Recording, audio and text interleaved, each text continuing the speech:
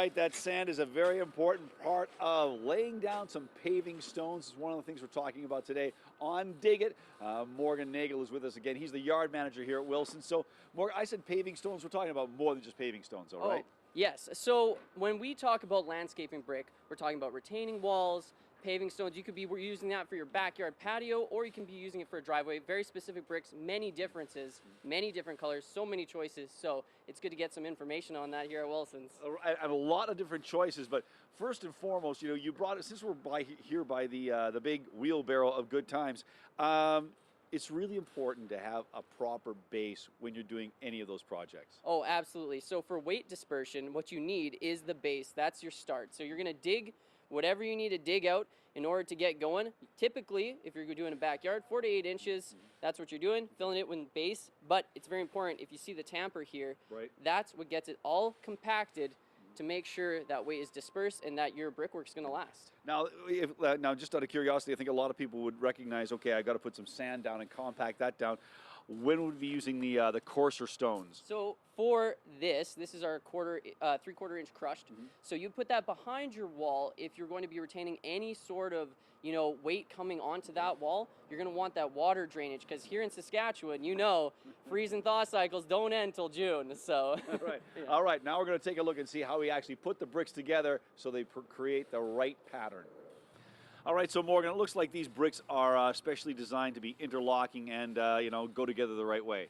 Yeah, that's right, Jeff. So what you're looking at right now is our stack stone retaining wall. It's pretty typical all across the city. You're going to see this type of thing in gardens. So what you want to do here is you have your standards that has the diamond face right here, and then this little slot here interlocks just on top. We're going to flip it around. Goes like that. Fits in nice and snug. You can even use some PL Premium here. And that is brick glue, so that's to keep everything nice. I've never heard of brick glue before. Oh, I know, a lot of people haven't, but it's, a primary component in making your retaining wall last. Okay. So over the years, you want to make sure it's lasting. And then absolutely afterwards, you just throw in that capstone, and then you're good. Smooth top, good to go. Looking good. Now let's talk a little bit about some of the other choices we have here, because some of these things are a little deceptive to a guy like me. Earlier on, I was looking at this particular piece and I thought, well, how long is that wood going to last? That ain't wood. Oh, it's not wood at all. It is concrete. So when you're looking at this, it's stamped. It's designed to look like wood. It's our Bridgewood slab, and it's perfect for those walkways going in between your fence to your gate. It's going to look beautiful.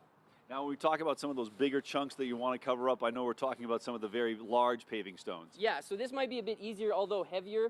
So this is one of our slabs. It's the radius, and obviously it's going to do an impression that you're having circle patterns. You've laid many cobblestones, but really it's just 4 pieces at the end. And what about some of these ones that got the curved tip on them?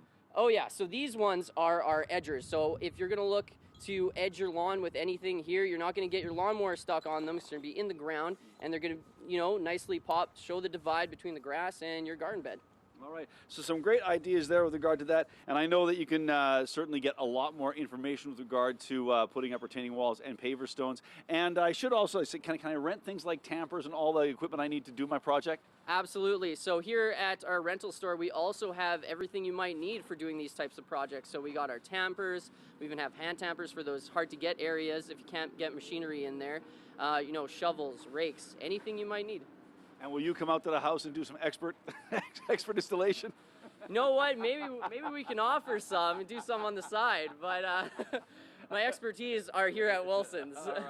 All right. Thanks again, Morgan. Once again, a terrific episode of Dig It, and we found out how to do some backyard projects. And as Morgan was mentioning, you can get all the expert answers right here at Wilson's. Thanks, Morgan. No problem at all, Jeff.